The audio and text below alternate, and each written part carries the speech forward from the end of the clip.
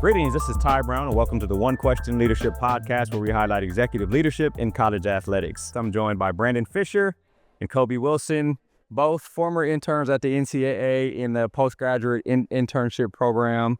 Now, Brandon, tell me again where you are? I'm the assistant director, student athlete development at University of North Texas. North Texas. Yep. Colby? Same role, assistant director, student athlete development at University of Pittsburgh. Year in? How long has it been now?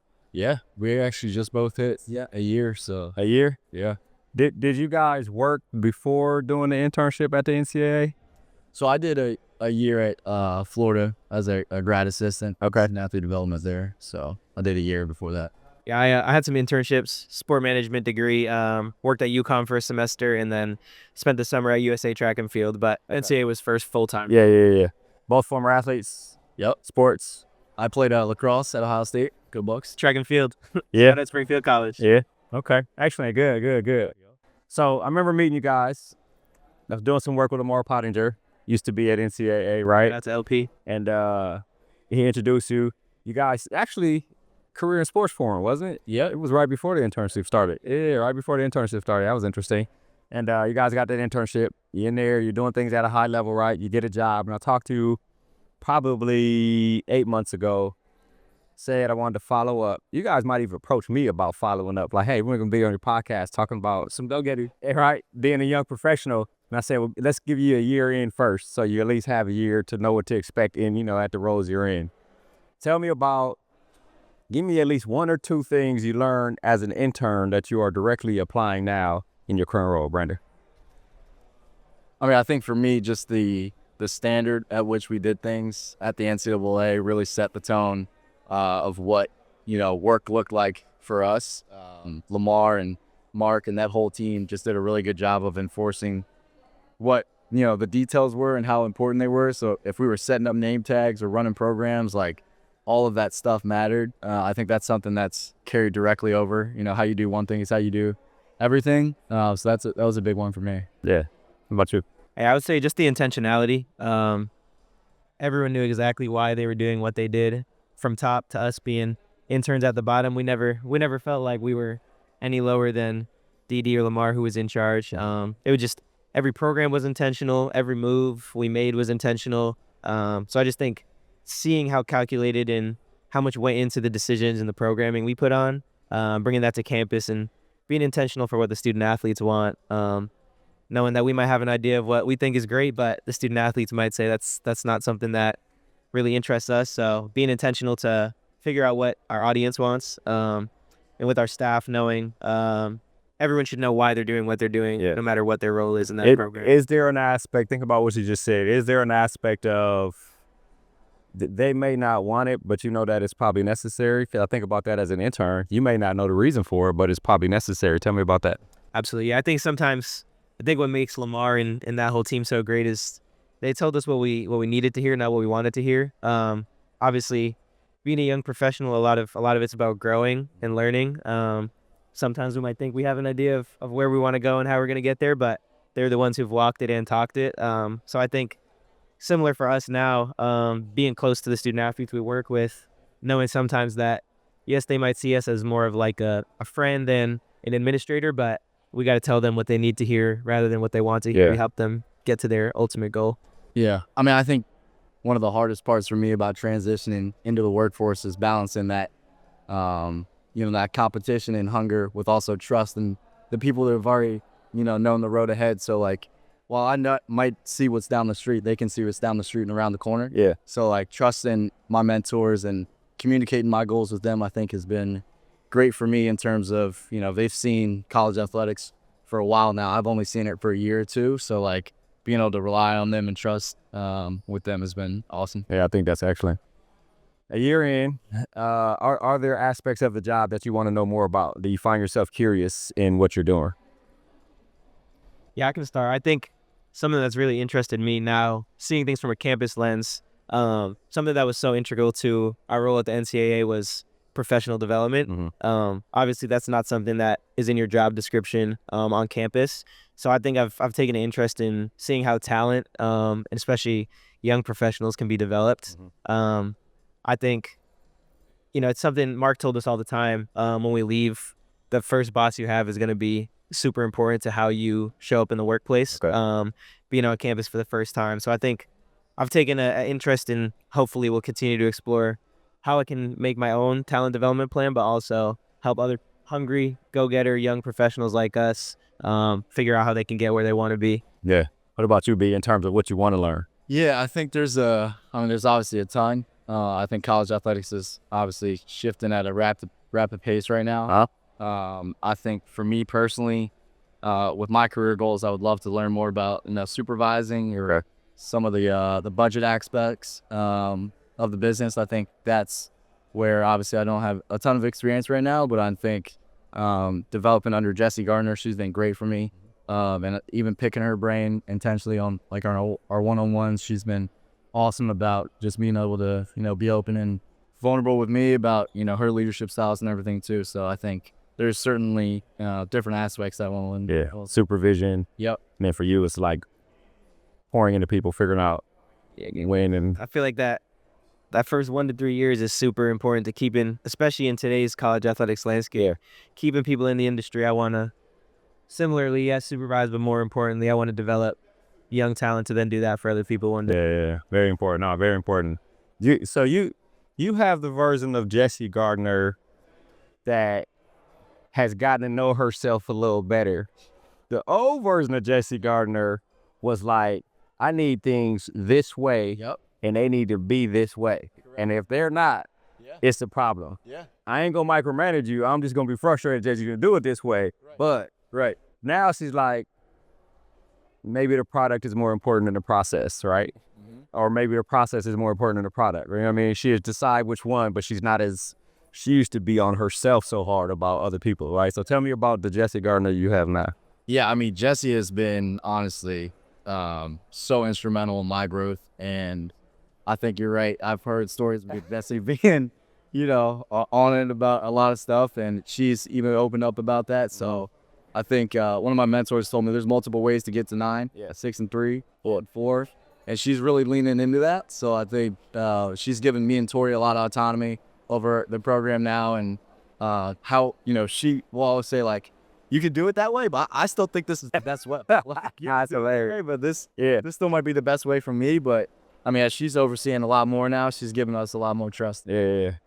And that probably has helped her to get the responsibilities, right? I'll be so concerned about somebody's process and how they're doing things. When are you worried about the rest of the 50,000 foot you got to climb, right? Yeah, she says she's oftentimes forced to. Yeah. Like she obviously wishes she was in the weeds more with the student athletes and stuff, but her roles, shifted a lot. Yeah. A lot for her. Yeah, she's done great things. Yeah, that's great. She's a champion. You've had a couple supervisors. Yeah. Tell me about that process, right? Coming into a job and now the leader changes and, you got to still keep doing your job at a high level. Yeah. It's new expectations, all the things. Yeah, it's definitely been something different to navigate, especially, coming from the tree we came from, like the consistency of, Lamar and Mark every day. It's been different, but it's been a really good learning experience for me to be managed in a lot of different ways, but also just be a consistent piece on our team, but also for the student athletes. Yeah. Something Mark used to always say, you can't control the waves, but you can learn how to surf. Mm-hmm. I feel like that's kind of how I've been navigating this year. Obviously, the landscape's unpredictable.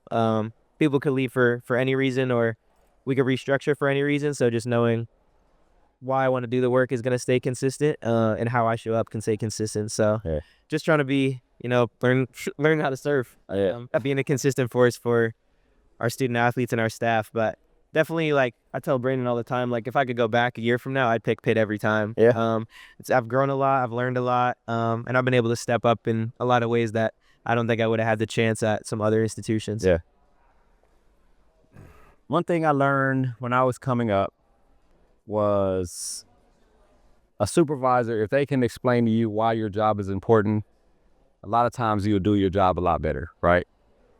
Tell me about that aspect of it in terms of understanding that you are maybe a small picture, but the big picture is made up of a whole lot of small pictures and you fit in that. Tell me about, are you guys coming to understand that at your respective institutions? Yeah, I think, at its best, and I look back at some of the teams I've been on, when you have that top to bottom buy-in, like that is It makes for the most fun work environment. I mean, in my playing days, the most fun playing environment. I will say the one thing that I have really resonated about UNT from the jump is their mission is, or our mission is clearly, articulated, and that's top down. It's building champions and preparing leaders. Like, we have that all on the walls. We have that in the facilities and everything like that. And having Jessie be in the rooms, of senior staff and exec, she's constantly sharing stuff and messages to us, and me and Tori to feel like we're playing a huge role in it. So I think being able to connect our day-to-day work with that mission every day, The bigger mission, yes. is awesome. I mean, obviously in student athlete development, it's a pretty clear line. Yeah, 100%. 'Cause, that's what we do. But in ticketing or in events, like, how are they day-to-day dotting that line is important. Yeah, I think something we've talked about, but like conversation I had a few weeks back, every team has 3 people. There's leaders, there's managers, and there's doers. And I think that it's important to do all of those at certain times. Like, obviously, in our current roles, we don't supervise anyone, but there's times where we might be the best leader for a project or a program we're running. But also knowing sometimes we have our core commitment areas, our different places that we're responsible for, but someone might be the one who needs to be the doer. It doesn't need to be us. So I think just knowing, like, similar to how Brandon said it, but coming from the sports background, like, we all got to play a role in the team at some point.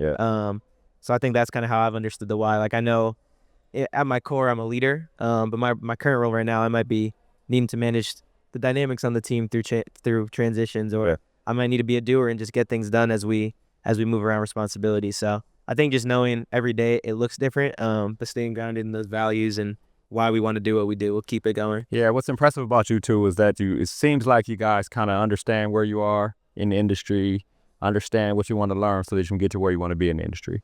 I'll tell you what I didn't have when I was younger. I didn't have a vision for anything in the future, right? I just showed up and did the work. I remember sitting down talking to my boss one time. This was an old football coach, influential in the coaching profession. Just like, I don't have a vision. I don't know, 5 years from now, I don't know. He was like, it comes with time, don't worry about it, Ty, you know what I mean? And so it took a while for me to get some experience underneath my belt, to be around people, to see what leadership actually was, for me to actually have a vision on what I saw myself doing in the future. Some of it was public speaking. Some of it was doing this, interviewing people and asking questions. I wonder about you in terms of where you see yourself in the future. Like, what do you see? I mean, you haven't seen the whole industry, but you've seen a lot of it, right? So tell me about where you see yourself going. Yeah, I think we're both kind of similar. I'll speak for myself and Colby, will too as well. But I think athletic administration has always been the goal. To merge my passion for sport, my passion for leading people in higher education and collegiate athletics. Like, it's a model that's done so much for me, and I met some of my best friends and family in this this industry thus far. I think one of the quotes that Derek Cowart actually at Louisville shared with me is, "Begin with the end in mind," and I think that keeps me grounded pretty much every day. And even on the hard days, or I think I always try to tie in what I'm doing now to hopefully where I'll be in the future. So day-to-day interactions, good, bad, negative, positive, I try to circle that back of, okay, how can this interaction or this project or this task help me out with hopefully where I'll be in the future. So being in the college athletics industry is, for you, that's where we're going. Yeah, I mean, I'm head down right now. And that's where we're going, baby. That's where we're doing. Yeah, that's where I'm at. Okay, how about you? He'd be humble right now. I'll say it for him. Yeah. Brandon gonna be an AD one day. He'll be an athletic director. Okay. That's gonna be down the road for him. Yeah, it's gonna happen. On the 5. Yeah, I think similarly, we talk about it all the time, but we're just proud products of the life classroom that is college athletics. So for me, when I think about long-term vision, I don't necessarily have a title in mind. I feel like it's something people say a lot, but I really mean it. Like, I'm driven by the impact and how people feel feel how I treat them. If I were to put a goal on it, I really you never want to try to be another person, but who Lamar has been for me, I really want to do that for other people. I think some people, being able to being a connector is cool, but being a relationship builder is a lot better. And I think seeing how he is really he's a general manager of the industry. He's helping people get from one institution to another. Yep. He has colleagues looking to hire. He helps them get the right people, and I feel like that's a skill I possess, and something I got to see him do a lot. So I think when I talk about that talent development, I think a lot of it is not just the talent development, but developing people and helping them get to the right place at the right time. So I'd love to be. I'll sit on his senior staff. Yeah, right. I don't know that I'm going to be an Go athletic get the director. job, but I'm gonna make sure everybody's developed Right. organization. Right. Yeah. I would love. I think a role that we're going to see starting to pop up more is a chief people officer. Okay. So I'd love to have that type of role where, you oversee some of the leadership stuff, but you're also kind of managing the talent and culture of the whole. Yeah. That organizational behavior is the thing you can study, the certificate you can get, the master's degree you can get, the PhD you can get, the times, just like what Lamar did, right? Absolutely. And now he's doing it, right, with the Pistons, right? The whole organizational development, organizational behavior involves people. Sometimes it involves the processes to make sure the people are in place to be successful at what it is you want them to do. Absolutely. I think that's very interesting. Okay, before we wrap up here, a couple more questions. I need a couple, 2 or 3 points. Okay. Even though the lens is limited, you have done that internship at the NCAA, which exposed you to a lot of things, people, processes, right? So if you're talking to somebody that's probably dealing with athlete identity syndrome and not knowing who they are and separating that from what they do, but they know they need to get a job, right? They know they need to work somewhere. What kind of advice would you give them? Start right here, Coach. Yeah, that's a great question. I think the first thing in any situation you need to do is figure out who you are. Really taking a look in the mirror and continuing to pull back those layers. Something Mark and activity he had us do is talking about having the questions is always better than having answers. Yep. So if you're asking yourself, why do I want to go get a job? The first answer is probably going to be to support myself, have an income. Why do you want to have an income? Peel back that layer. Ask a third question. So I'm someone who's big on vulnerability in figuring out who you are. So being able to really tap into your personal story. I think being able to give a 30 to 60 second elevator pitch, it should be easy, but it's not. Right. And I think that goes back to knowing your why, but peeling that why back 4 or 5 layers. So I think it's simple, but just being yourself, figuring out what that is if you don't know how to get there, asking the questions is going to give you the answer. Yeah, it seemed like you've done that in terms of understanding that you want to influence people, right? Because you said that in multiple ways throughout the conversation, right? Yeah. Tell me about that. Yeah. What kind of advice would you give to somebody interim? I mean, I think similarly, right? It's being able to know yourself more and you give that gift away to others. So, that's a great activity in terms of peeling your layers back. I would also, again, begin with the end in mind. That's something that served me so well. What type of lifestyle do you want? Do you want to travel? Do you want to have a 9 to 5? You want to have different hours of work? Like, what does that look like? And then kind of peeling back from there. Another thing I've been big on now recently too is just self-auditing. Like, what do you like? What are your hobbies? Starting with some of those things, and then how do we weave that into what looks like a career? And let me ask you a little bit about that, B. Yeah. Begin with the end in mind. You mentioned the end being working in college athletics. He mentioned being an athletic director for you, but I had to pop it for him. yeah. It's happening. But you're in college athletics now. You know what I mean? Yeah. So now what's the end? Yeah, I mean, it's definitely AD administration. That's always been kind of the summit, the goal. Just having more responsibilities, more influence within the industry that you're. Yeah. So I say this because some of us don't know what the end is, right? Okay. You come out, you might be young coming out of college, and I have no idea what the end is. I don't know what it is. I may have an idea of who I am, right?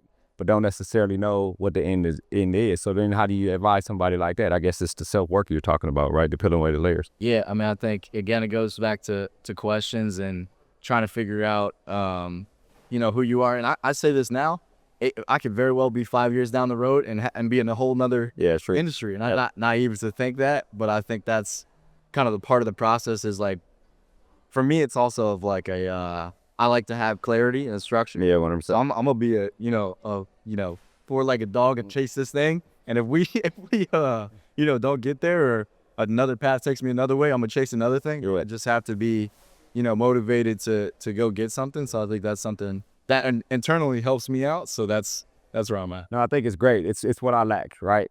I probably still lack it actually, right? Half of my brain is a football coach, which is organized. The other half is like artist, right? So color outside the lines all the time. football coach trying to like, hey man, color in the line.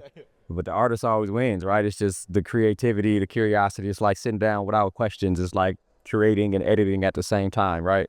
And so I think I'm always trying to figure out what the end is, right? Think I have the end in mind. It may have been this thing, this making people think with asking questions. This might have been the goal throughout the last 10, 15 years, but who knows, right? Yeah. Influencing people can happen outside of college athletics. Is this just happens to be the industry where the universe led you, or does it matter where you do it?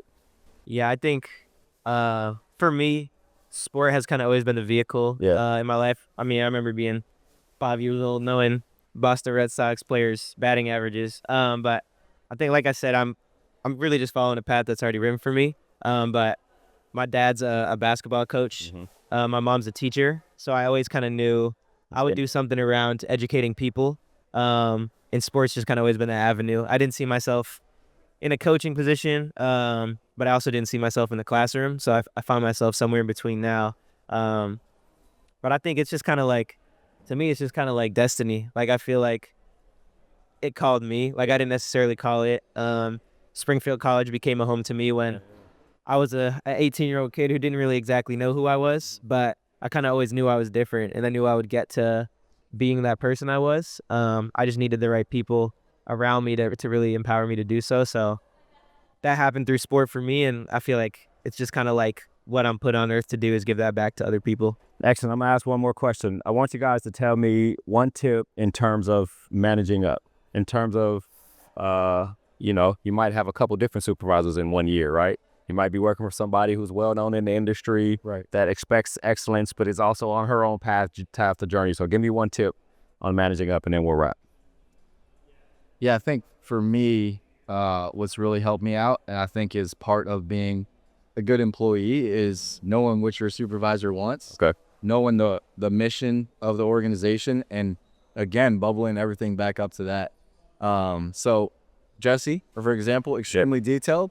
Knowing that, I'm not going to give her a document that's not detailed. Like, that wouldn't be being a good employee. So I think just constantly trying to shrink that gap of, right now I'm working how, she wants me to work. And I think that's kind of part of being a good employee to me. Yeah, that's excellent, right? Absolutely. I think piggybacking off that, before I give one, self-awareness is super key in every situation. So like B saying, he knows Jessie's super detail-oriented, providing that. I think also for us, knowing our strengths and weaknesses and being able to bring that to our supervisor, that goes a long way. But I would just say advocating for yourself. Sometimes it's hard when you're reporting to your SWA or you're reporting to someone higher up, and you have to have some uncomfortable conversations. But I think sometimes you gotta speak your loudest even when your voice shakes. Because we're this new young generation, like we're here, and we're not necessarily. I think our parents and the people who came before us worked one job for 20, 30 years, whether it was good or bad. And I think we're in a day and age now where you might advocate for yourself, and after 18 months somewhere, if the things you asked for didn't happen, you're going to leave. And sometimes that place might regret it after, but you at least gave them every opportunity to keep you and tell them what you were looking for. So I think for me, like I said, I'm on my 4th supervisor in a year. So just knowing that I've done some good work and being able to advocate for it has helped me feel like I'm still in a good position amidst a lot of different changes and roles shifting around. Yeah, I think that's excellent. So advocate for yourself, and then understand how your supervisor operates so that you can help them to be successful, which will also help you to be successful. No doubt. Gentlemen, this has been an excellent conversation. I really appreciate you joining us on the One Question Leadership podcast. Yes, we appreciate you having us. It's been a great conversation. No, this is awesome. This is something that's been, I've watched so many of your podcasts. To be on it now, like, that's definitely a dream, man. So I appreciate that. Yes, sir. More to come. That was Brandon Fisher. He is at UNT, and Colby Wilson, who's currently at Pitt. And of course, I am Ty Brown with One Question. And keep in mind, the role of a leader is to create and maintain an environment that people want to be a part of. And as always, be better tomorrow than you are today.